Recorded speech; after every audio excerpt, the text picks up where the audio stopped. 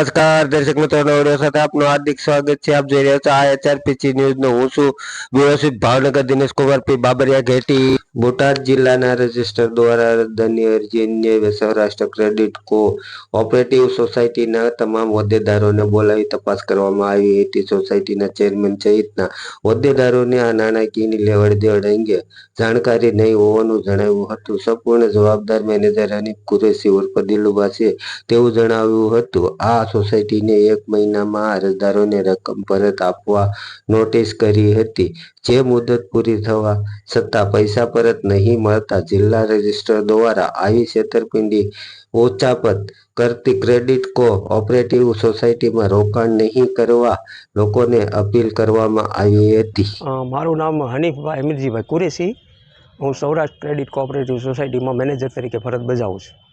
હનીફભાઈ, આપની ઉપર એક આક્ષેપ થઈ રહ્યા છે, ખાસ કરીને તમારા સભાસદ કે જેમણે 45 લાખ રૂપિયા જેવી રકમ આપને ત્યાં એફડી મુકાવી હતી, એમને પાકતી મુદત છતાં પણ પૈસા મળ્યા નથી. શું કહેશો? હા, એટલે અમારા જે સભાસદોના જે એફડીના જે છે, અમુક સભાસદો એટલા બધા પાકતા તો નથી, પણ જે પાકતા હોય એ અમારે ચૂકવવા માટે અમે મુદત માંગી હતી. અને અમારી જે મંડળી છે એને ધિરાણ કરેલું છે, એટલે થોડીક વસૂલાતની એની કામગીરી છે ને કામગીરી ચાલુ છે. અને બીજું એ છે કે અમારે એફડી અને સીસી રિન્યુ થાય, ભંડોળ થતાં અમે એ લોકોને ચૂકવવા જે કંઈ જે છે એ ચૂકવવા માટે વાત કરેલી જ છે, અને અમે એના માટે મુદત માંગી હતી. એટલે આ જે રકમ જે છે એને પાકતી મુદત પછી કેટલા સમયમાં ચૂકવવાની હોય છે? ના, પાકતી મુદતે ચૂકવી જ આપવાની હોય, પણ મંડળીની પાસે અત્યારે ભંડોળ નહીં હોવાથી અને ઓલું સીસી રિન્યુ જે બીજું એ કે ઓલા લવાદ કેસની ચાલે છે, એટલે રિકવરીની એ બધી પ્રક્રિયા ચાલુ છે. એટલે એ થઈ જાય એટલે તરત આપવાનું, એના માટેની અમે મૌખિક રીતે એ લોકો પાસે સમય માંગ્યો હતો અને અમારે એને પછી રજૂ કરી અમે ચૂકવી આપવાના છીએ. એટલે ઓરિજિનલ જે છે એ આપની ક્રેડિટ કોઓપરેટિવ સોસાયટીમાં રજૂ કર્યું છે અને એની સામે એને ચેક આપવામાં આવ્યો. ચેક પણ ખોટા ચેક આપવામાં આવ્યું એવું કહેવામાં આવે છે, ખરેખર શું હકીકત છે? ના, એવું અમારા કોઈ ધ્યાનમાં નથી સાહેબ, અને એના માટે અમે આપેલું છે બધા ડિરેક્ટરોએ સાથે. એટલે આપને ત્યાં ઓરિજિનલ એને એફડી છે એ રજૂ કરી છે કે નથી કરી? ના, એવું કશું મારા ધ્યાનમાં નથી આવ્યું. એટલે અત્યારે હવે એને એફડી મેળવવા માટે તેને ઓરિજિનલ રજૂ કરવી પડશે? ના, એમને એપ્લિકેશન આપે એટલે એમના જે ખાતાવાળી છે એમાંથી એના ઉતારા ઉપરથી એની ડુપ્લિકેશન નીકળી જાય.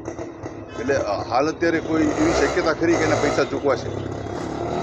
ના, કોશિશ ચાલુ છે, ડિરેક્ટરોની મિટિંગ નહીં થશે એટલે પ્રક્રિયા ચાલુ છે. એટલે આ સિવાય અન્ય કોઈ સભાસદોના પણ પૈસા બાકી છે એવી પણ વાત મળી રહી છે. કેટલા સભાસદોના બાકી છે?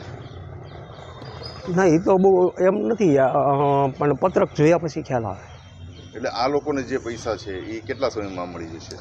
હા, વિધિન આ પ્રોસેસ ચાલુ છે, મંથને આસપાસમાં.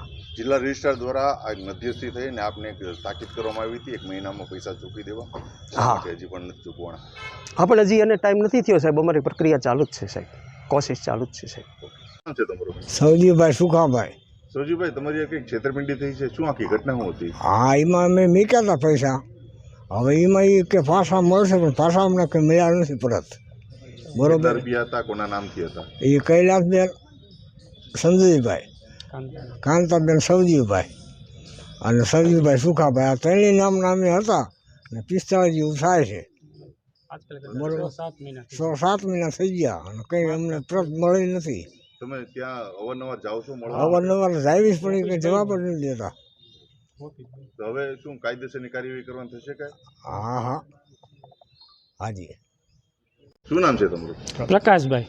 પ્રકાશભાઈ, તમારી સાથે કે છેતરપિંડીની ઘટના બની છે, શું આખી ઘટના છે? હા, આપણે સાહેબ અમને એ પેલા ભાઈ દાદાને એમના હતા ને સિનિયર સિટીઝન એમના, અમે મકાન લેવાની પૈસા રાખ્યા હતા અને મેં કીધું કે અમારે તો એ કે આપણે એક Saurashtra credit society cooperative bank આ BIO ATM ઉપર આવી આપણી ઓફિસ, અને એ કે તમે અહીં મૂકો સિનિયર સિટીઝનમાં 1% વ્યાજ વધુ મળે, અને જ્યારે તમારે પૈસા તમારે જરૂર હોય ત્યારે તમને તમારે 5 દિવસ 6 દિવસ અગાઉ ખોલે તમને તમારા પૈસા મળી જાય, તો તમે આમાં એફડી મૂકો, આપણે વર્ષો જૂનો સંબંધ છે એવું કહીને આવું કરેલું ભાઈ. અને અવારનવાર અમારી એફડી 20/1/2025થી પાકી ગયેલ છે. આજકાલ કરતાં લગભગ અમે સગાવાળાના પૈસા અને બીજા અનેકના મુકાયેલા છે, એમ થઈને બધાને થઈને 45 લાખ જેવું છે ટોટલ. એટલે આમ 40 આજુબાજુ થાય, પણ સમથિંગ એટલું ગણે તો એમ. અને પૈસા અમને કોઈ આપેલ નથી, અને એમને ખોટા ચેક આપેલ છે, અને એ ચેક બેંકમાં અમે નાખ્યા તો એ બેંકવાળા એવું કીધું કે આ ચેક કે બહુ જૂના ચેક છે અને આ ચેક તમે બીજા લેતા હો તો હું તમને આપી દઉં. તો તારીખ 16/6/2025 અમને ચેક આપ્યા છે અને એ બી ભાઈ કે તમે સોમવારે ચેક નાખજો. તમે બેંકમાં ત્યાં ચેક નાખવા ગયા તો અમને કોઈ પૈસા પરતની એવું નથી મળે. અને અમારી સાથે એવી છેતરપિંડી કરી. અમે અવારનવાર માગ્યું તો એમ કહે છે કે તમને થોડાક દિવસમાં આપી દઈશું, અઠવાડિયા હતા 15 દિવસ. હું આ અમારે સીસી આવી જાય ભાવનગર ડિસ્ટ્રિક્ટ બેંકમાંથી તો આપણે 70 લાખની સીસી બી એમાંથી હું પરત આપી દઈશ એમ થોડાક દિવસમાં. આજકાલ કરતાં એ 6 મહિના ઉપર થઈ ગયું ભાઈ, કોઈ અમને કંઈ મળ્યો નથી જવાબ. એટલે આમાં ન્યાયિક કામગીરી થઈ ગઈ? ના ન્યાયિક કામગીરી નથી એવું કંઈ થઈ.